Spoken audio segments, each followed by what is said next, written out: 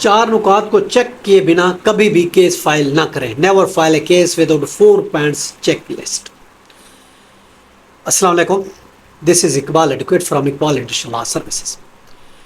आपका किसी के साथ झगड़ा हुआ और आपको लगता है कि आपका हक मारा जा रहा है, आप गुस्से में आकर वकील के पास जाते हैं और कहते हैं कि सर केस फाइल करो, चाहे जो भी हो जाए। वकील कहता है केस बहुत मजबूत है, आप फीस जमा कराओ। आप फीस दे देते हैं, केस फाइल हो जाता है, महीने गुजर जाते हैं, साल गुजर जाते हैं, आखिर में अदालत का फैसला आता है, वो भी आपके खिलाफ। या फिर फैसला आपके हक में आ गया मगर उस पर अमल दरामद बरसों लग जाती है। तभी आपको पता चलता है कि दूसरी पार्टी जो थी उसकी तो कोई जायदाद ही नहीं। आपने वो चार नुकात, चार वो काम करने हैं जो केस फाइल होने से पहले देखना आपके लिए ज़रूरी है, वरना केस का कोई फ़ायदा नहीं।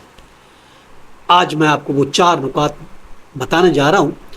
उनको चेक किए बगैर कभी भी कोई केस फाइल नहीं करें, वरना आपको पछताना पड़ेगा। आइए देखते हैं वो चार नुकात कौन से। नंबर 1, अदालत की ज्यूरिडिक्शन। पहला और सबसे अहम नुकता है कि ये केस किस अदालत में फाइल होगा। बहुत से लोग समझते हैं कि कहीं भी जाकर मैं केस फाइल कर दूंगा, ऐसा नहीं है। सीपीसी की सेक्शन 16 और 20 के मुताबिक केस वहां फाइल हो सकता है जहां दूसरी पार्टी डिफेंडेंट रहता है, या जहां उसकी जायदाद वाक़ है, या फिर जहां मुआहदा हुआ है। अगर आपने गलत कोर्ट में केस फाइल कर दिया तो अदालत उसे वापस कर देगी या खारिज कर देगी। आपका वक्त, पैसा, मेहनत सब जाए। मिसाल के तौर पर अगर आप कराची में रहते हैं और दूसरी पार्टी लाहौर में है, तो आपको लाहौर की अदालत में मुकदमा दायर करना पड़ेगा, कराची में नहीं। आप उसकी चेक लिस्ट बनाएं, डिफेंडेंट मुद्दाला का एड्रेस मालूम करें, जायदाद किस शहर में है और कौन सी कोर्ट को सुनने का अख्तियार हासिल है। अगर उनमें से कोई जवाब नहीं मिलता तो फिर आप केस फाइल ना करें। दूसरा नुकता जो इंपॉर्टेंट है वो है लिमिटेशन पीरियड, कानूनी वक्त की हद, जिसके अंदर आपको कोर्ट में जाना पड़ता है, जिसको लिमिटेशन पीरियड कहा जाता है।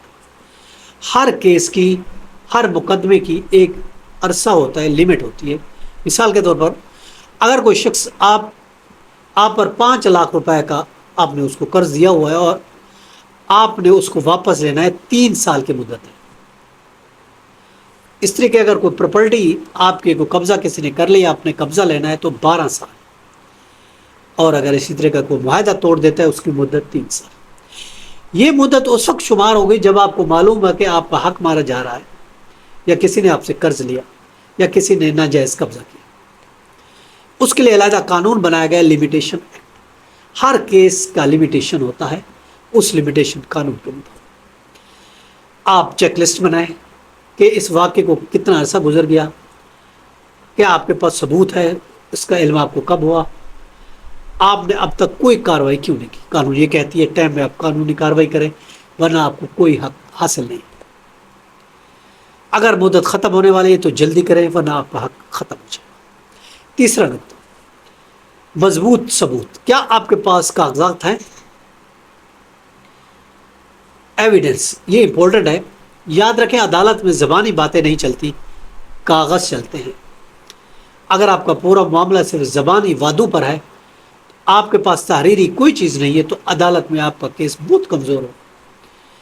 मजबूत केस की मिसालें ये है, आप तहरीरी मुआहदा करें, बैंक स्टेटमेंट रखें, ईमेल, व्हाट्सअप मैसेजेस, खत, तस्वीर, ऑडियो, वीडियो, गवाहों के बयानात, रिटर्न, ये सब चीज़ रखें। कमज़ोर सबूत अगर सिर्फ ज़बानी शहादत है, सुनी सुनाई बातें हैं, जेली कागजात हैं, इस पर केस कभी फाइल ना करें। कानून शहादत का आर्टिकल 31 के मुताबिक आपको डायरेक्ट एविडेंस देनी है, बरह रास्त होनी चाहिए। सुनी सुनाई बातें, फ़ोटो कापियाँ, सानवी प्राइमरी एविडेंस लाजमी है, सानवी काबिल कबूल नहीं होती। ये उस वक्त होती है जब पहली एविडेंस ज़ाया हो चुकी है। अब आपने क्या करना है, चेकलिस्ट करनी है। कोई तहरीरी मुआहदा है आपका, कोई कागजी सबूत है जिसमें दोनों फ़रीक़ैन के साइन हों, गवाह हैं। अगर इनमें से कोई जवाब नहीं है तो बग़ैर वकील के मशवरे में कभी केस फाइल ना करें।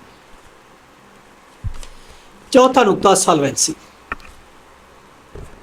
انتہائی اہم نقطہ ہے کہ کیا ڈیفینڈنٹ کے پاس کوئی جائیداد یا پیسے موجود ہیں یا نہیں ہے۔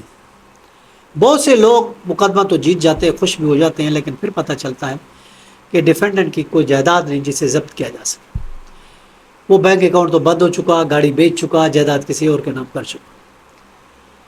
نتیجہ آپ کے پاس کاغذ کی ڈگری ہے، کچھ نہیں کر سکتے، جیل ڈلوائیں وہ چھپتی ہے، آپ کیا کرو گے؟